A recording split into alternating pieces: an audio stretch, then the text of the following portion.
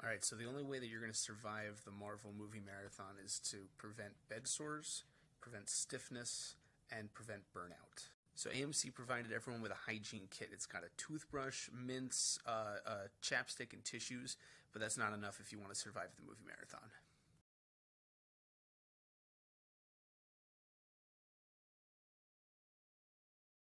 So loose-fitting clothes are going to prevent any kind of pressure for long periods of time. So nothing with buttons, nothing with zippers. Elastic is the way to go. So you're going to bring your pillow for two reasons. One, you want to use it for lumbar support. You're going to put it underneath your lower back. You're going to keep that nice normal curve. But what you also want to do is you want to put it on bony prominences. So your elbows, the sides of your hips, your butts sometimes are, if they're extra bony, they're going to put a lot of pressure on your skin, can cause redness and sores. Next thing you want to do is you want to meal prep. So foods with high proteins and healthy fats, those are going to be the things that are going to keep your insulin levels nice and level. You're not going to get those highs and those lows. You're going to stay attentive, you're going to stay aware, you're going to be able to enjoy the movie the whole time you're there. So the last thing you want to do is you want to get hydrated before you get to the movie theater. So if you hydrate yourself, use the 24 hours before you go to see the movie to get as hydrated as possible. You're not going to have to pee as much while you're in the theater, but you're still going to have all the benefits of being hydrated.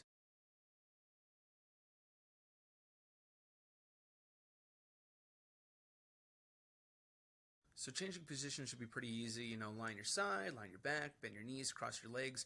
You want to avoid putting too much pressure in one spot for so long.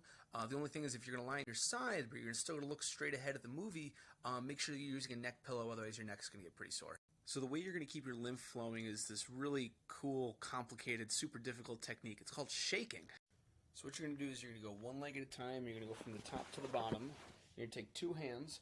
You're just going to shake back and forth, just to kind of keep things moving. You want to make sure that all of the skin between, so the layer of skin between your skin and your muscle, you want to keep that kind of loose and limber, and make sure that it's still, squishy and malleable and able to let all the garbage tissues from your cells travel out into your bloodstream and get flushed out by your kidneys. So do your best to keep your skin dry and clean. If you get sweaty early on, you're going to get sticky and you're going to get itchy, you're going to get a rash.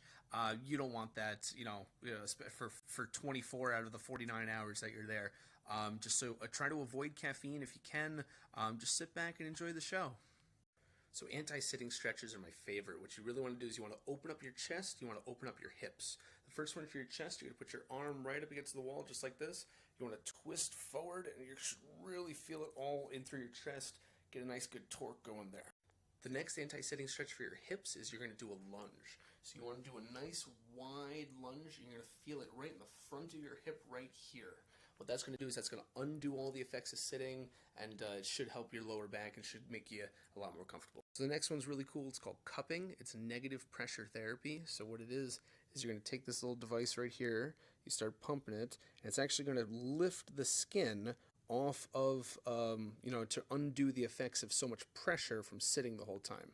So you can do this on, your lower back, you can do it on your upper back, you can do it on your butt, wherever you want to do it. You can just stick the cup, you suck it up, and then it's going to feel really, really good. It's going to take a lot of the pressure off of those sensitive parts of your skin. And lastly, and most importantly, beat Thanos. Okay, so go there, enjoy the show. Hopefully this helped, and we'll see you guys next time.